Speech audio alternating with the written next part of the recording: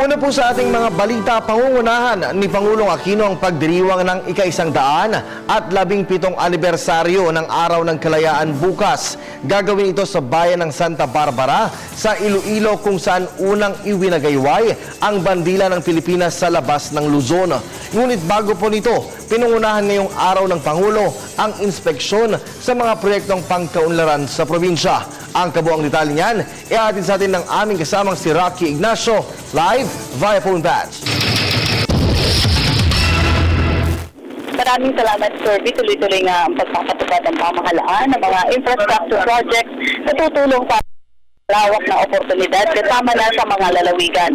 Dumating si Pangulong Aquino sa Iloilo para sa inspection at inaugurasyon ng mahalagang programa kasabay na rin ang paggunita ng 117th Independence Day sa Santa Barbara, Iloilo bukas. Sa bispera sa Araw ng Kalayaan, naging unang aktibidad ng Pangulo ang unveiling ng street markers na pinangalanan na President Corazon Aquino Avenue at Senator Benigno Aquino Jr. Avenue sa Barangay Ungca, Pabia, Iloilo.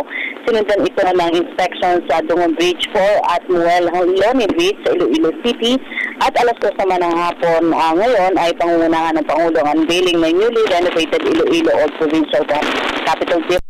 Samantala sa lalawigan nga ng Iloilo, idarao sa 117th Independence Day bilang pakilala na rin sa kontribusyon ng Visayas Region sa pagtatanggol sa kasarinlan ng bansa.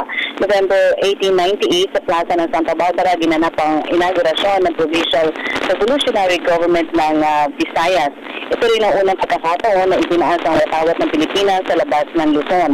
Tradisyonal na ginagawa ng Pangulo ang paggunita sa Araw ng Kalayaan sa iba pang mga halagang lugar sa bansa na bahagi ng kasaysayan ng kasarinlan. Noong nakaraang taon, pinangunahan ng Pangulo ang Independence Day sa Naga City bilang pagkilala sa kontribusyon naman ng Bicol Region sa kalayaan.